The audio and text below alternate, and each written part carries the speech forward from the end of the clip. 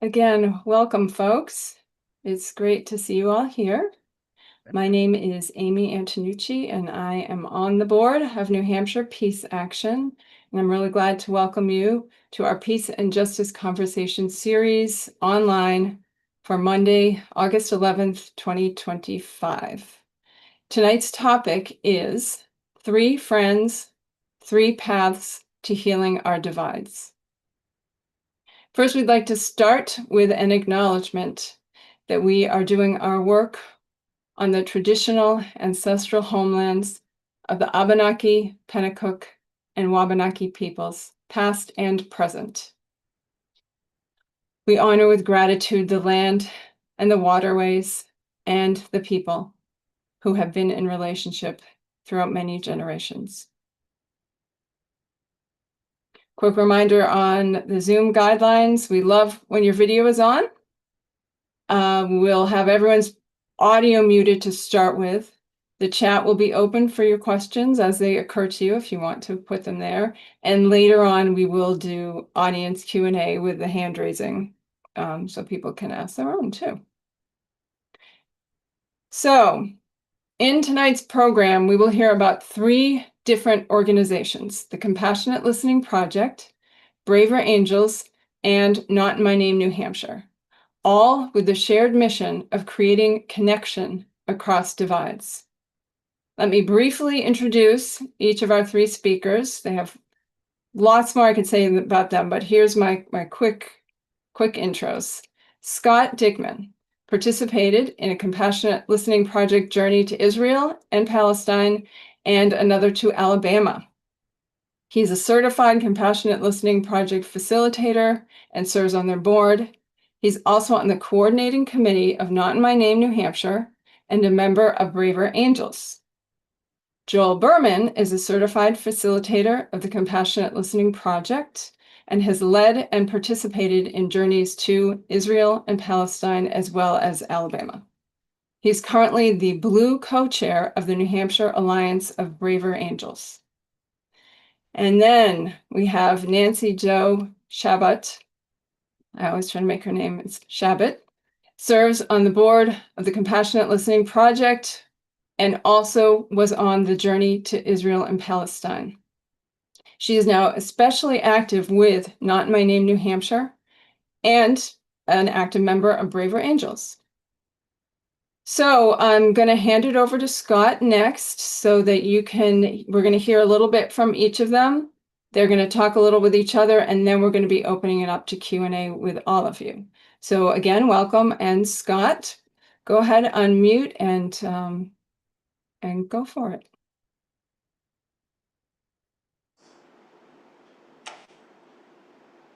On the button. Hi there, everybody. What a pleasure to be with you tonight. Let me set my timer. So one of the first things I'd like to talk about is what drew me to this work, to the Compassionate Listening Project. I really like telling this story. I was first drawn to this opportunity while participating in an interfaith group that Joel, myself, Jed Reardon, had established here in Concord that was centered on the Israel-Palestine conflict. Several months into our study, and after endless conversations addressing the ostensible facts underlying the conflict, it became clear to me that the facts, as we think of them, that any one person adhered to were largely governed by perspective and personal interpretation, our personal filters, such as tribalism and confirmation bias. And that's how we tend to engage the world with. No crime, but it's important that we understand this. And so now convinced that peace could not materialize, frankly, through an intellectual lens, this debate, this intellectual debate, but was rather, maybe more appropriately, a matter of opening one's heart and recognizing the humanness on each side seemed to be the most important consideration. So,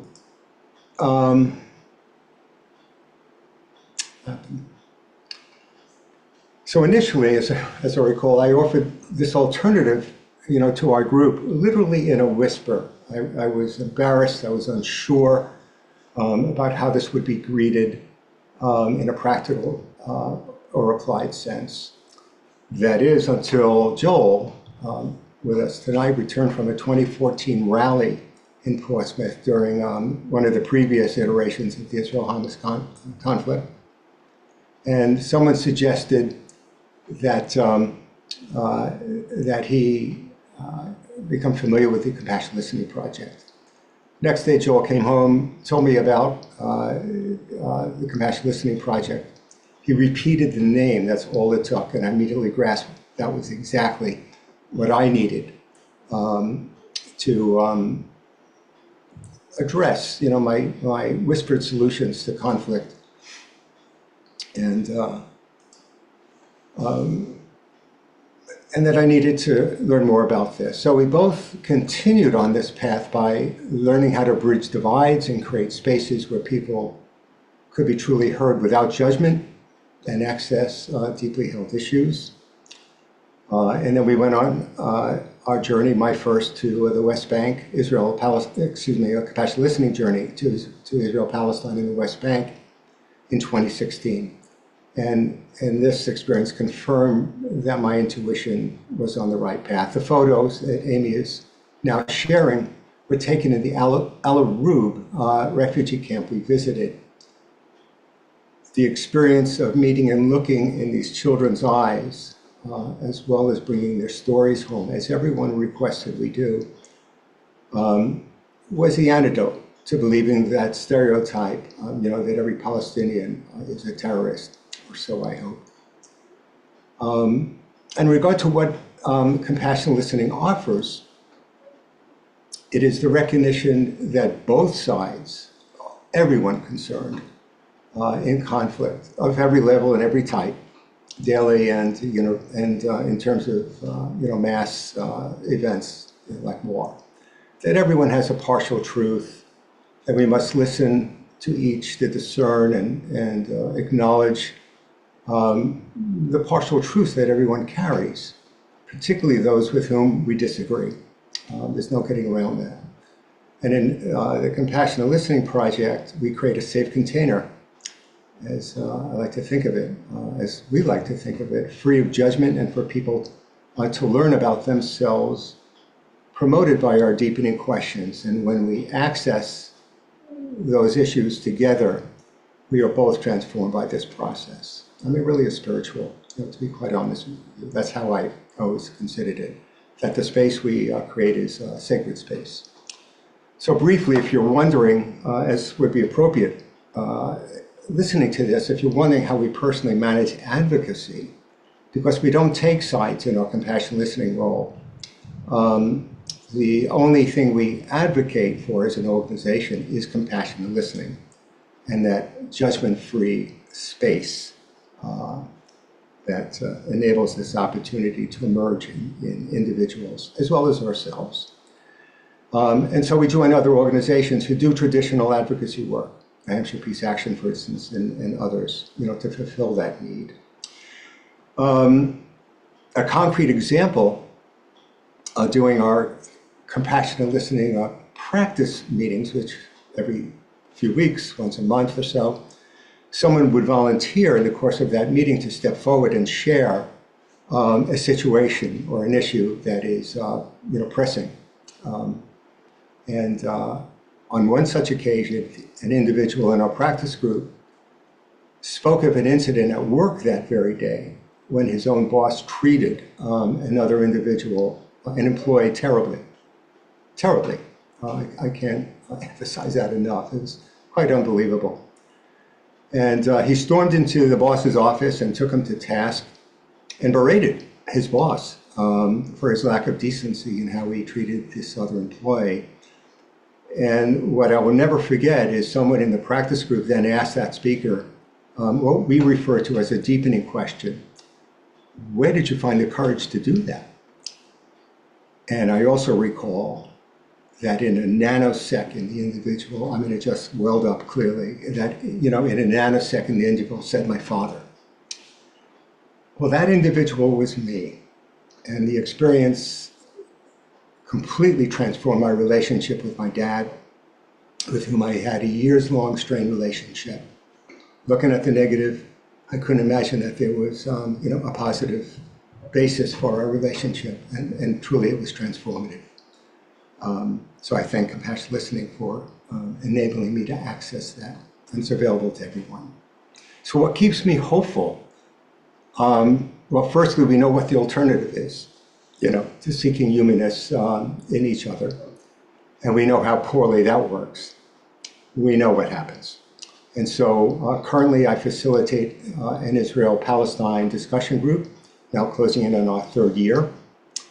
And when people feel safe enough to share their authentic selves, their fears, their vulnerability, and listen to themselves and others doing so in this container, they often find unexpected pools of compassion, for themselves and for others. And in those moments when we discern the humanness in each other, I believe that change truly becomes possible. I've observed this in others and myself personally, and I come to appreciate the profound possibilities that the Compassionate Listening project offers individuals in conflict, even if it's low level and not as discernible as outright war. I'll close on that. And thank you, everyone, for the opportunity. Joel? Scott, thank you so much for Okay. reminding me of that transformative moment in our practice session that was really a turning point for you in compassionate listening. I'd like to say that as a braver angel, I do it for altruistic reasons because I believe that the fate of our democratic republic depends on um, restoring the social fabric that I grew up with. And that we can't have a functioning democracy unless we can accord humanity to both sides. But I have to tell you, I mean, those things are all true. But the reason I do it is really a selfish reason. I'm a member of Compassionate Listening Project, and I'm a member of Braver Angels because it releases some of the grip of despair and hopelessness that I face every time I open the newspaper. So I'm doing it very much for selfish reasons that, have a positive small effect, I think, on the greater world. For those who don't know, Braver Angels has been around since 2016. It was started by a group of 3 friends in the basement of a church in Minneapolis, Minnesota, shortly after the election of Trump in 2016. And these 3 friends were despairing that friends and neighbors and families weren't talking to each other after the election.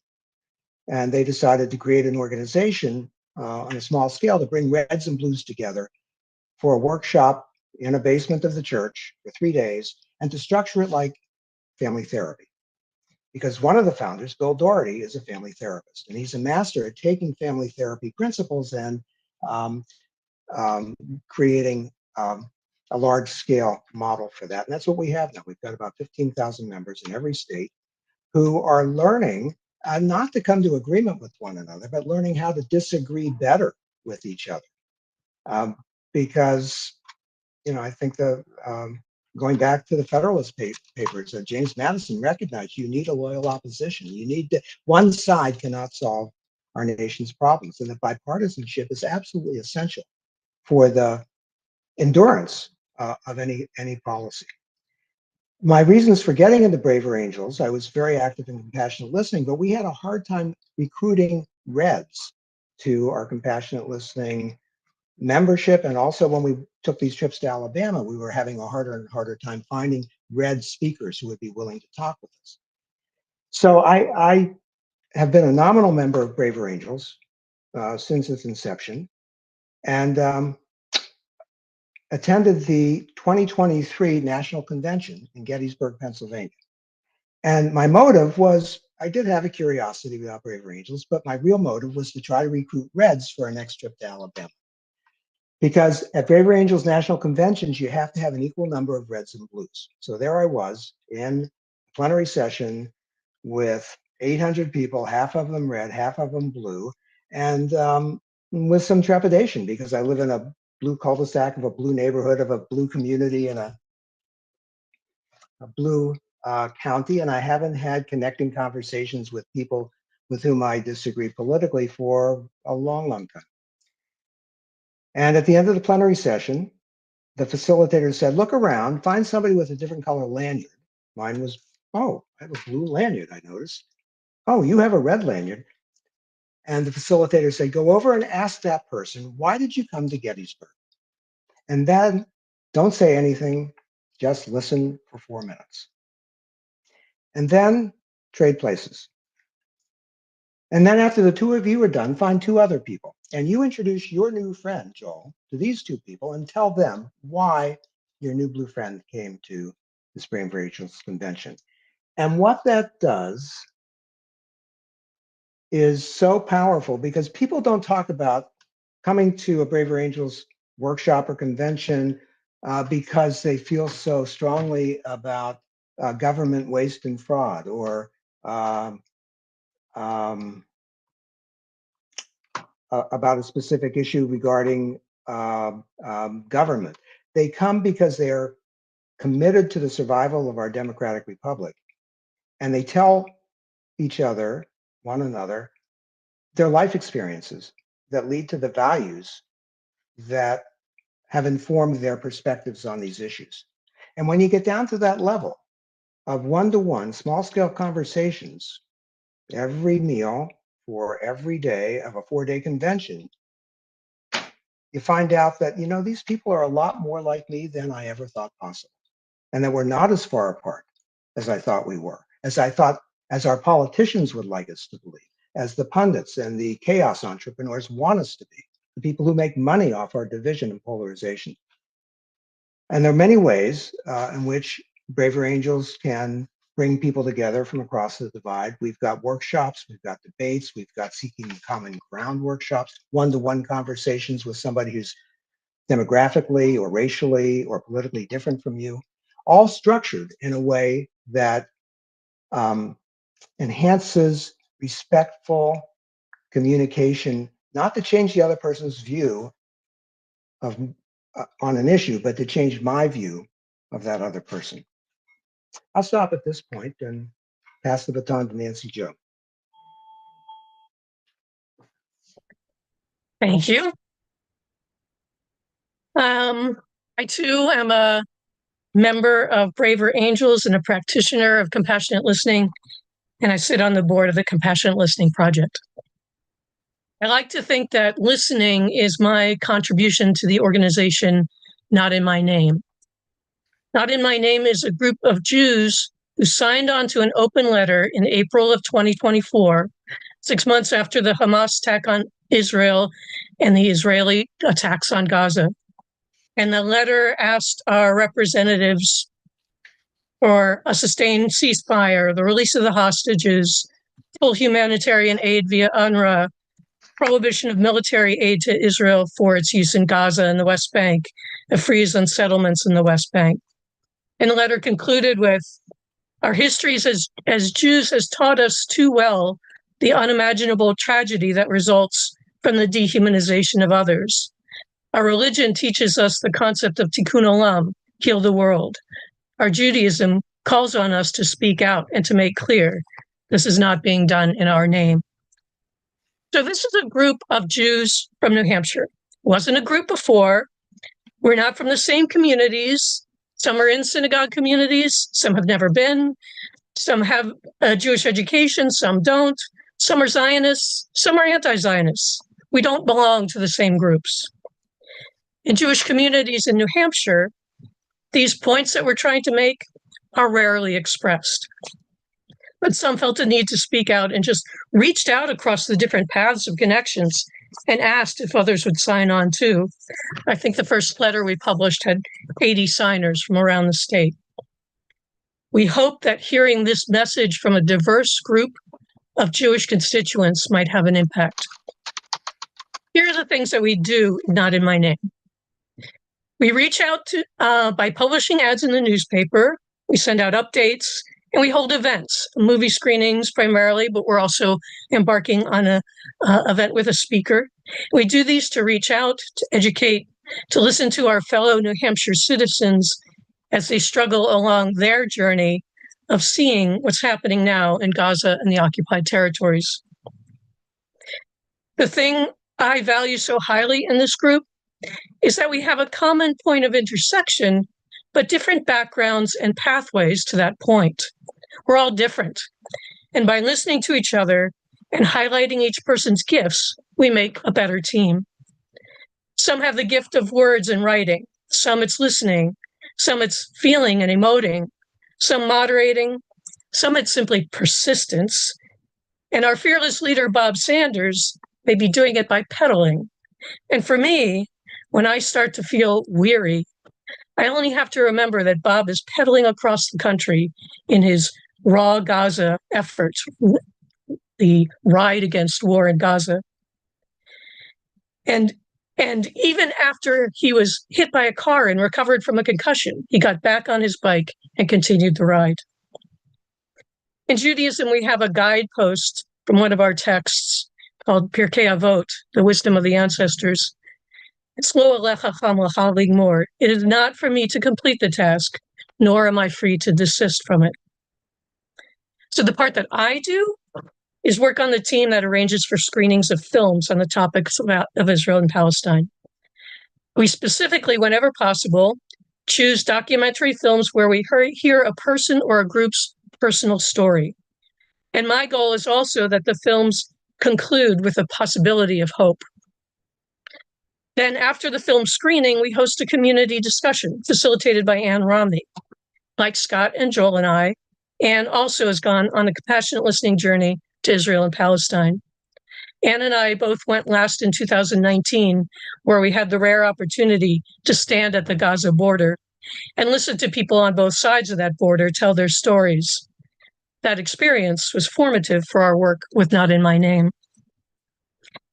One of Ann's gifts is that she's very knowledgeable about films on Israel and Palestine and is masterful at leading discussions about films. Her method is to create a space where a person can share what came up for them and then spend a couple of sentences reflecting back what she heard. That's one of the tenets of compassionate listening, to listen to a person in a non-judgmental way and then reflect back what you heard. So the community discussions after the films are not about engaging in debate or in arguing facts. They are about listening to each other as we talk about what we experienced. I've been so moved by some of the things brought up in those community discussions.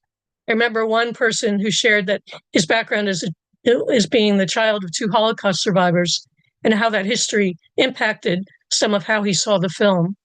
And I remember another person who identified as a born-again Christian who reflected that it was informative to them to know that there are a diversity of Jews, and they didn't know that there were Jews willing to take a stand opposing what Israel is doing.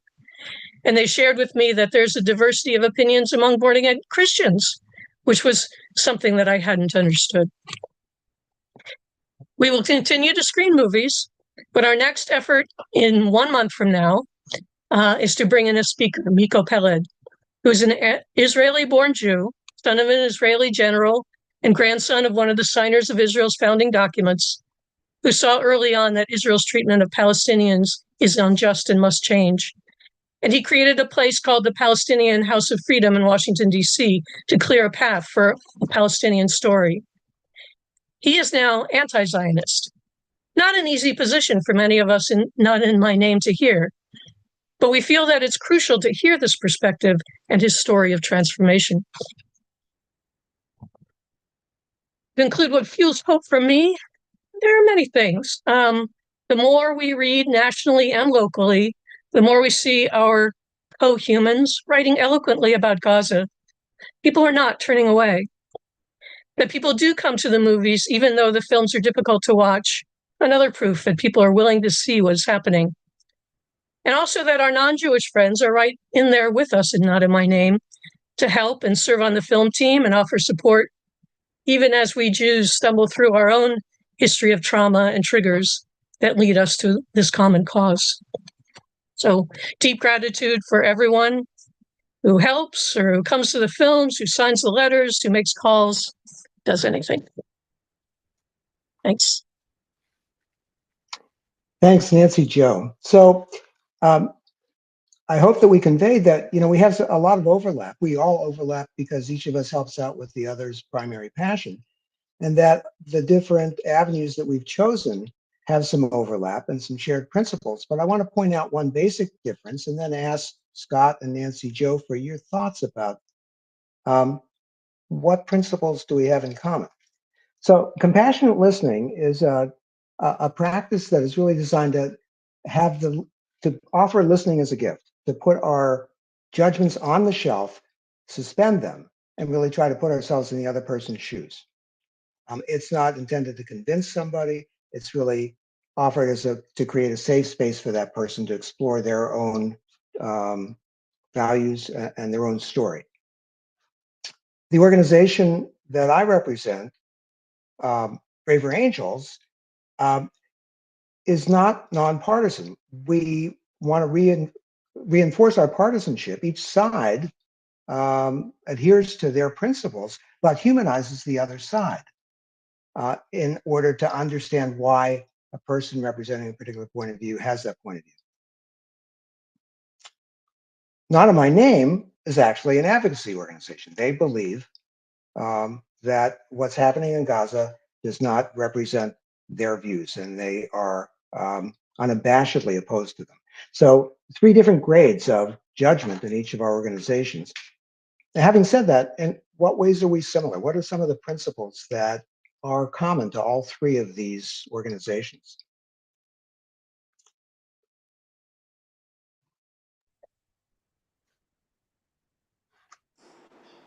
Hi there, Joel. Thank you. That was an excellent introduction. I would offer, from me, first and foremost, is the listening. Is that we create that space, those opportunities wherein we can truly just listen to one another. That's how we learn, and hopefully, in the process, the other will learn about our positions. I'll let it go with that, Nancy Jo. Or Yeah, that's what primary came up for me too, listening. Silent listening, reflective listening in a non-judgmental way is the core for all the things that all of us are doing. And I'm sure no coincidence that we all started off in the Compassionate Listening Project, where we studied and learned those principles. And I would say the same, that compassionate listening for me is the basis for my work in Braver Angels. Braver Angels used to be called Better Angels, and they changed the Better Angels from Lincoln's inaugural address. We all have our better angels, and we all have our not so good angels. And regardless of how much I aspire to be a compassionate listener or aspire to be a good teacher of the Braver Angels way, there are times when I get really emotional. I mean, I still have very fiercely held convictions about my views of politics, especially here in the United States and in Israel, Gaza. And there is an ever-present tendency not to call on my better angels, but to be ruled by my passions and to lose this ability to suspend judgment long enough to listen to the other side. And compassionate listening for me is that well that I come back to. It gives me the practice, the skill, the 10,000 hours of muscle memory to recognize when I am in that triggered state and to learn how to get out of it.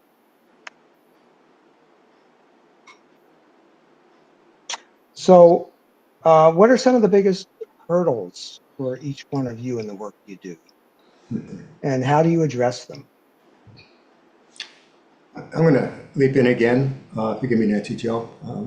I love this question. It comes up a lot. And the hurdle that I find to be most common, but comes as no surprise to me, when when each of us touts any one of these particular disciplines, more often than not, the response is one of cynicism. And I find that it immediately puts up a barrier, and I work very hard, at helping individuals, trying to get individuals to lower the barriers, of entry into these, new ideas and elements, associated with our respective disciplines. And honestly, the tried and true the tried and true response that never fails is, we know what the alternative looks like. And they immediately pause, and they're kind of helpless. And the response is, yeah, you're right. So let's talk about this again. Let's start from the beginning. And so that's the pleasure I take, in having these conversations, whether I initiate it or an individual might do so, also knowing about our background. I'll pass. Thank you.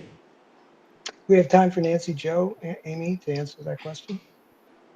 You said that word pause, and that came up for me too. Was in a group like, not in my name. I mean, we know we're walking into fire of a topic. We know that each of us has a background that will dictate to some degree our reactions to things that come up, and we know that one person's going to have a different trigger response than somebody else. So managing those triggers, recognizing when that happens, and the magic of a pause, I think is the part that I have to draw on often for myself, because often I'm one of the ones that's getting worked up about something. Just a pause, and that realization that manage that pause how you do, whether it's to set it aside, whether it's to thank that trigger for what it's trying to do for you. But in what we're trying to do, we have to be able to proceed. So honor that trigger, take a pause, do what you need to do to manage that, and then proceed with the work that we must be doing.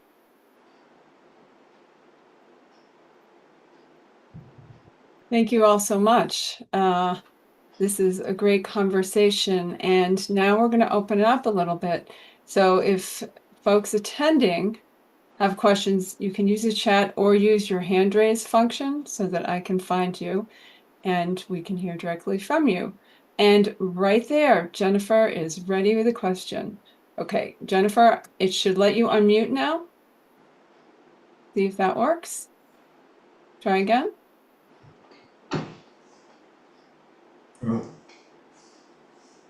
Okay, I'm going to go to Becky, and then I'll figure. Oh, there it is. There it is. You got it. So, I'm a little bit cynical, and I wonder how much you have answers for reaching out to the apathetic or to the openly dehumanizing people, the people who think all Palestinians are terrorists, or vice versa, that Jewish people are bad. Do you have ways of dealing with that, or is that not something you end up finding you have to deal with? That's a great question, Jennifer. I'll start. Members of the Compassionate Listening Project are self-selected. Members of Braver Angels are self-selected. So that doesn't necessarily limit the extremes, but it's not an attractive organization for people who want to be incendiary. So we are working in large part with people who are really curious about the other side and who recognize that if we cannot humanize the other side, that both sides of the divide have a lot at stake, existential risk at stake for the survival of our democratic republic. We're working more with people who are moderate, liberal, some progressives. And on the conservative side, mostly people who are right center, what we used to call Republicans. But there are some people who are very much MAGA folks who also participate, but they're drawn to Braver Angels because they are curious and they are also concerned about the future of our country. And that's who we're aiming at. We're not aiming for people who are, inveterately hardened in their position, who will not be persuaded by anything that anybody says.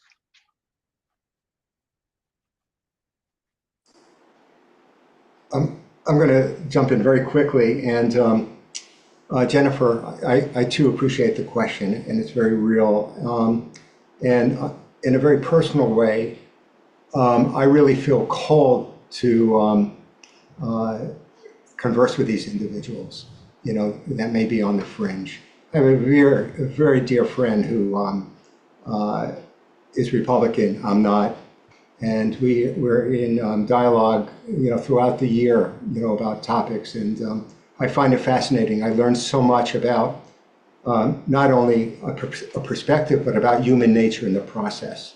So I really like and appreciate, the value in taking that on. And he appreciates, again, that I'm not judging him. It literally is simply about having the conversation, and hopefully in a meaningful way. And I'll let go with that. Shall I move on to Becky? Or Nancy, Jo, did you want to get anything said in there? Okay. Yeah. Yeah, the only thing I'd add is we all, with the Israel-Palestine issues, we all have relations or deep connections with people there who feel very differently than us. So it's a deep breath, treat them humanly. They are our kin, they are our people.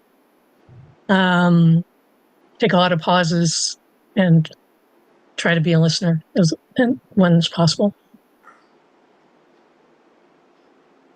Great. Becky, I'm going to unmute you, and then I have a few from the chat that I will get in there. There you go. Well, thanks to all three of you. I'm very admiring of the work that each of you does. And my question is, what you're describing is so simple. If you really think about it, it's very simple. And yet I have struggled with much of this work. And why is it so difficult? And is it more difficult in this culture, in this country, than it might be in other countries?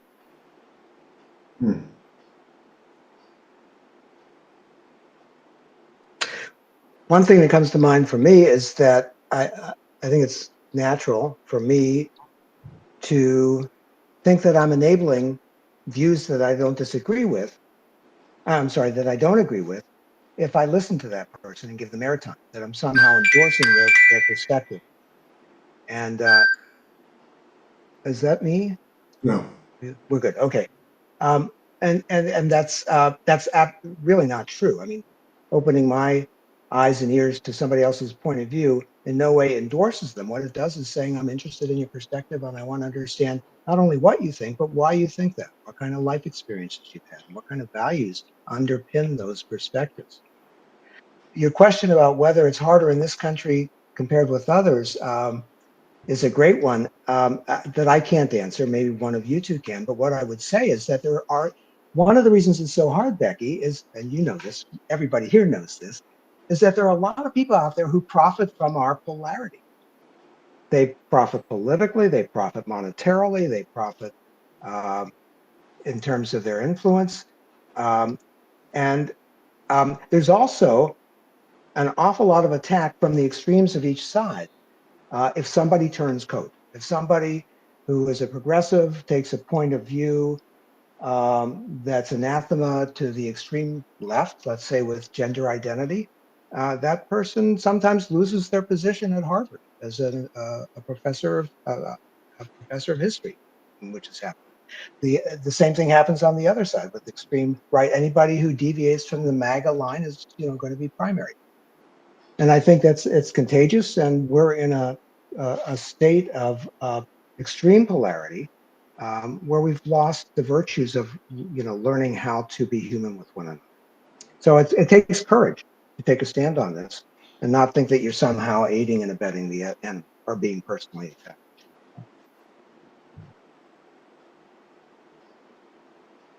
Scott and Nancy Jo, do either of you want to? Yeah, quickly. Yeah, thank you, Jill. That was excellent. The piece about this that I think I need to reinforce is that despite our training and the time that we expend, modeling and engaging, in these disciplines, doesn't in this culture release us from the impact, of the cultural events. And at a very personal level, at a recent demonstration right here in Concord, thousands were out. Happy to be there, show my support, and I suddenly saw a cameraman with his lens pointed in my direction, and I literally turned away. I did not want to be photographed.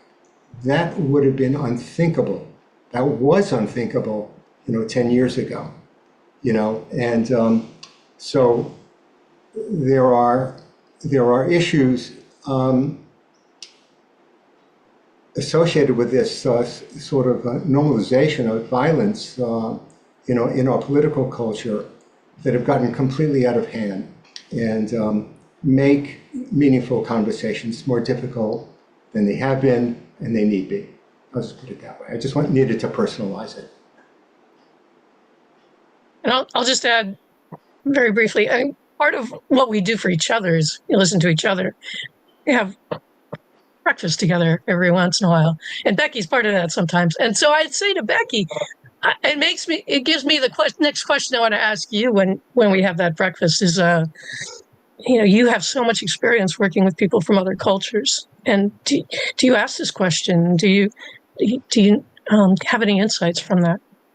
What it is in other places? Thanks.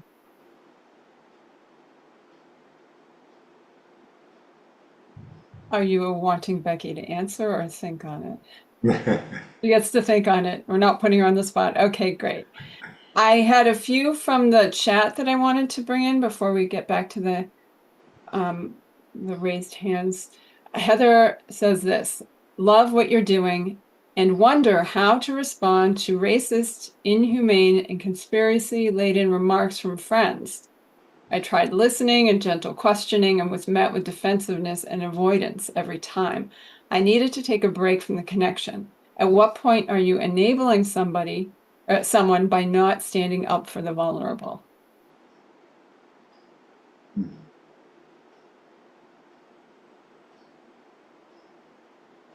It's a good one, and I think Scott's going to jump in first. I'm going to jump in very quickly, and I think that question, and so appropriate, goes to the heart of that distinction that I was making earlier, between what we do, the discipline of compassion and listening, and it emerges even within our own, certified facilitating community. The anger is such, and that they want to do more, and at the end of the day, we need to remind one another that we don't advocate for anything other than compassionate listening and the creation of that safe space to enable these transformative moments to happen. And directly in answer to your question, that's why I belong to a number of groups, so I can address these issues in a more practical way. Sort of a distinction in our own behaviors and choices that we make, if that's helpful. And it's wearing two hats. So we have advocacy hats. We also have our hats through our organizations. And the way Braver Angels would offer tools for listening to a racist relative is through principles of active listening that are probably familiar to most of you that require listening to the other person with genuine curiosity, to find out what the views are of things, again, to find out what has brought them to those views, what their life experience has been, and then to let that person know that you've really heard them through reflective listening, through reflecting back what I thought that person said and what underlied that. What's the most important thing in that story? What are they most afraid of or fearful of, or what is it they most want that they don't have? To get to the deeper story from that person's perspective, and then to pivot. And after to pivot and say, I hear what you're saying. Would you be willing to listen to me? Which is very different from compassionate listening. We do that sometimes with compassionate listening, but it's not built in. With Braver Angels workshops, it is built in. Now it's my turn, and I'd like you to listen to me. And more often than not, surprisingly, almost all the time, if a person who holds those views that are antithetical to my way of thinking feels like that he's been heard, they're willing to let me speak. And then I can address where I'm coming from with that same issue. Sometimes it doesn't work, and the person might say, no, I don't want to hear, or they'll interrupt me. And that's one of those instances where this is not the right time, or this is not the right person to have that conversation with. But often it changes the dynamic just enough if that other person feels heard to open themselves up just a bit more than they otherwise would to hear my point of view.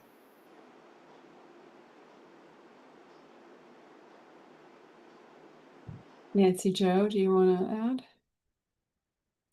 think that was no. Okay. I have a couple questions here about Braver Angels. One, I think, is really quick. Doug wanted to know what the age spread was at the meetings. Oh, thank you for asking. So let's talk a little bit about demographics, because one of the challenges is that we have far more people whose hair looks like mine than like Nancy Jo's. So lots of older folks. Demographics generally run towards 50 or older, and we really have an avid here in New Hampshire, in the New Hampshire Alliance. One of our objectives is to try to get younger people. We also have a preponderance of blues. 75% of our members nationwide are blue, and we really are actively recruiting reds. Reds, this is a broad brush, a generalization, but over the spectrum, I've heard enough people on the red side say it's true. Reds often feel very unsafe in the presence of blues around political conversations. And that surprised me. I thought, they're afraid of me. I'm afraid of them, until I got to know them. And I heard their stories. And I heard some of the hateful environments that they've been subjected to when they express their views. And so it's happened enough that I believe that that's a real thing. So we're actively trying to get more Reds into the organization.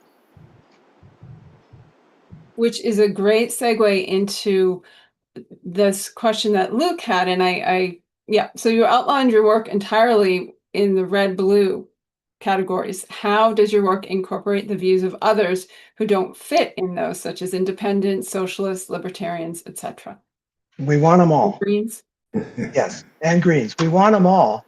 The only time we really need to know for someone to declare red or blue is when we have what's called Seeking Common Ground workshops, or red-blue dialogues.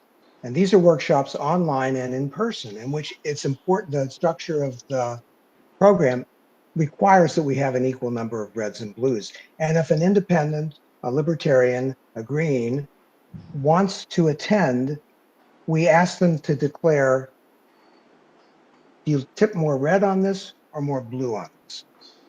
If you can't decide or declare, you can observe, but you can't be part of the actual interaction. So that doesn't apply for almost all the other workshops that we do. It doesn't matter where you are on the spectrum. And in fact, at the national conventions, we had 5 different colors of lanyards: red, blue, purple, white, and green. All right. I'm gonna see about Mike, if you can ask a question. I have some others from the chat, so hopefully you can be quick, Mike, so we can keep things moving. Go ahead. Oh, something happened. We can hear you. Oh, okay. Yeah, somehow I clicked on something and it took my screen away and I got confused. So my question deals all around the world, but I'm going to use Israel as an example. So in the days of the Nakba, Palestinians were dispossessed of their property. Maybe not all owned property, maybe some were just squatters or whatever. But there was a massive amount of compensation that people assumed was going to be paid, and it never has been paid. And then with the 67 war and the current conflict, there's more Palestinians being dispossessed of whatever they owned. And this, you could repeat this example in North America with the natives or Australia or anywhere else with native people. So the question I have, okay, you can listen to people and say, okay, yeah, I get that you've been screwed and it'd be nice if there were compensation, but that seems where it stops in most cases. What do you do when you're dealing with a situation so large that it's actually going to require a large organization like government or something to come in and pay people to solve the issue? Otherwise, the conflict will fester.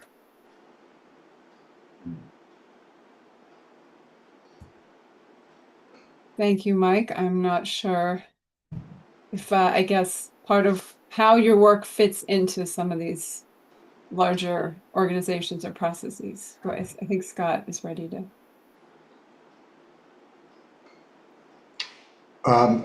Yeah, Mike, that's a great question, and I'm going to answer that very quickly. Not that I have a definitive answer, but in the course of my own work, both in compassionate listening and these other organizations and elsewhere, I've learned that one very critical thing that we can do personally is engage with our politicians and let them know that whatever community they might think you represent, that these communities of voters are not monolithic. And, there's no guarantee, but, you try to bring information to them in the hope that you can influence them, and hence the legislation emerges. That's the path that I'm familiar with. And I hope that's helpful. Would Nancy, Joe, or Joel like to take a run at that one? Okay. We don't have much time left here. Probably, yeah, maybe. Here's a really what I think. Well, we'll see if it's a quick one. How is compassionate listening different from nonviolent communication as developed by Marshall Rosenberg?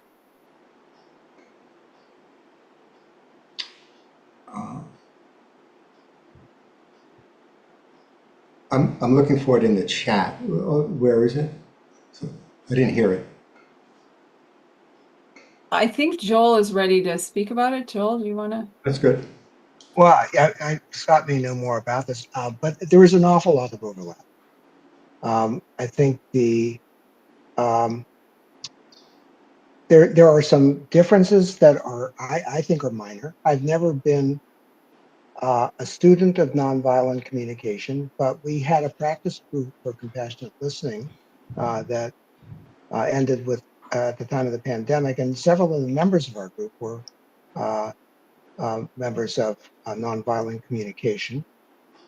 And what I would call is the difference. The differences are rather subtle, in that compassionate listening is really meant as primarily as a one-way gift, that the speaker is offered this gift of non-judgmental listening as a way of affirming that they've been heard and allowing them the ability to explore their own internal landscape and their own external reality in a safe environment without expectation of reciprocity.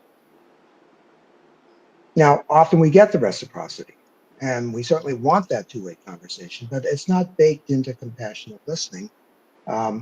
You can offer compassionate listening as a gift to your spouse or your kid or your neighbor, or your parents, as a one-way gift. And often it comes back reciprocally in the change in the dynamics. My understanding of nonviolent communication is that it's more intentional to have mutual needs met through um, uh, through the tools of nonviolent communication. And the person who asked the question, please amplify what you know and tell me if that sounds accurate. I don't know if we have the time for that, but um, my knowledge is not deep with that, and I'd be happy to hear someone who knows about nonviolent communication. Well, we are very close to the end here, but if someone had a quick addition, we could fit that in. Scott, did you want to do that? No, Joel answered it perfectly. Okay, I, great. I thought I heard the question, and I realized as I began to start that I really wasn't quite clear. So that's fine. Thank you. So of course we could have gone on longer. There are more questions that are really good coming into the chat.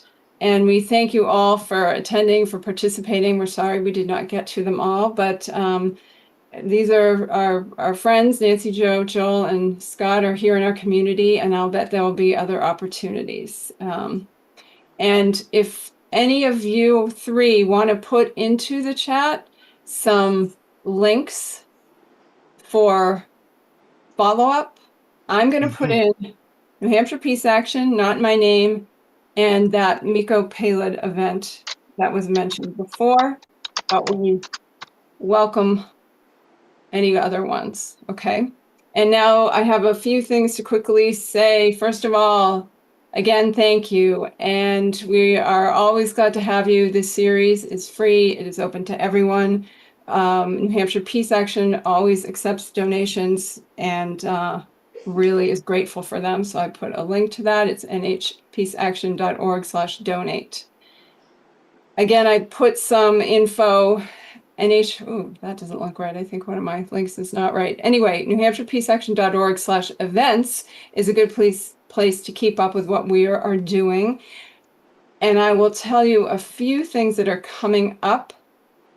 We have our Ceasefire Now vigils. Wednesday, August 13th at 2 p.m. We'll be at Representative Pappas's office in Dover. Thursday, August 14th from noon to 1. Folks will be at City Plaza in Concord. And then Wednesday, August 20th at 2 p.m., we are at Senator Shaheen's office in Dover.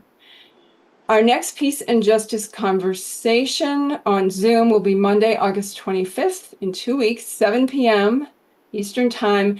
And Barbara Peterson will tell us about using nonviolent constructivism in the, as Gandhi put it forward, to create new life-affirming systems as a form of resistance. Also, put on your calendar, as we mentioned earlier, Tuesday, September 16th, 6:30 p.m., an event called The General Sun Speaks, Confronting Truth in Israel and Palestine, with author Miko Paled, will be at 3S Art Space in Portsmouth, New Hampshire. This is organized by Not My Name, New Hampshire, that you heard about today, and New Hampshire Peace Action, with support from many other great organizations in the area. So again, thank you everyone for coming, and just really big thanks to Scott, Joel, and Nancy Jo for doing this work that sounds not easy, right? But we all know it is important. One piece to a puzzle of important things that need doing in the world. And we're just so grateful that you came and shared this with us so we could learn more. Thanks, everyone. Good night. Take care of yourselves in difficult times.